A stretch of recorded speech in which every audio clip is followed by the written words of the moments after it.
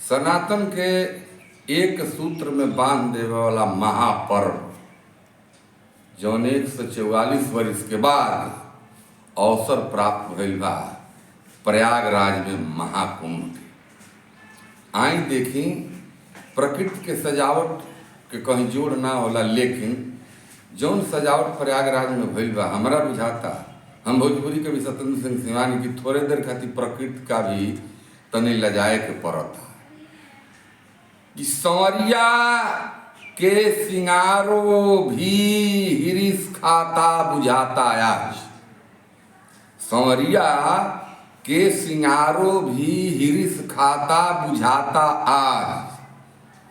धधाली धर्म के धरती, धधाली धर्म के धरती, केहू बा धर्म रक्षक धर्मराज। सुधा बरसन होता, डुबकी लगी त्रिवेणी संगम में। सुधा बरसन होता, डुबकी लगी त्रिवेणी संगम में। लुटावो ता स्वर्ग के सुख, बटोरल जा चली प्रयागराज। लुटावो ता स्वर्ग के सुख, चली प्रयागराज। दूसरा का मुक्तक बा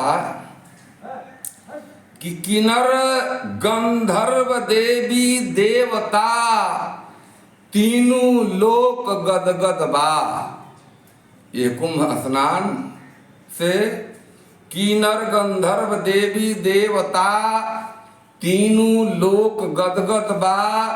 कोकिल कंठ में जनमन रटत इहे सबत बा। सनातन धन्य बा, सनातन धन्य बा मिलल बटे ई भाग से अवसर। सनातन धन्य बा मिलल बटे ई भाग से अवसर। शिवानी एकता के कुंभ में इहे अदब बा। शिवानी एकता के कुंभ के इहे अदब बा। आई कुछ और मुक्तक हमरा से सुनी, हमने का अपने आप में बदले के पड़ी। मन ओबो से बदली एहू हाल में। देखी कि दुनिया में का हो रहा बा, हमारा देश के साथ का हो रहा बा, ऐसे हमने का बदलाव करे के पड़ी कि मन ओबो से बदली एहू हाल में। चाटा खाए के मन बा दोनों गाल में। जौन भइल बा उहे बा नकदम भइल, जौन भइल बा उहे बा नकदम भइल। बाटे उबरे के एकरा से हल हाल में, बाटे उबरे के एकरा से हल हाल में। मन ओबो से बदली एहू हाल में। आई अगला मुक्तक बा कि टोपी हटा के मूड़ी देखी, टोपी हटा के मूड़ी देखी, दोसरा के हो कि राउर। लेबल बासमती के खोल के देखी, सावा हो कि चाउर। फानूस देख के मत लो भाई, इहे नु फन में डल बा। फानूस देख के मत लो भाई, इहे नु फन में डल बा। भइल तवन भइल, अबो देखी के गैर हो के राउर। टोपी हटा के मूड़ी देखी, दोसरा के हो कि राउर। टोपी हटा के मूड़ी देखी, दोसरा के हो कि राउर। लेबल बासमती के खोल के देखी, सावा हो कि चाउर। अगला मुक्तक बात देखी। अबो जो आँख ना खुली तयागे ठेक लागी।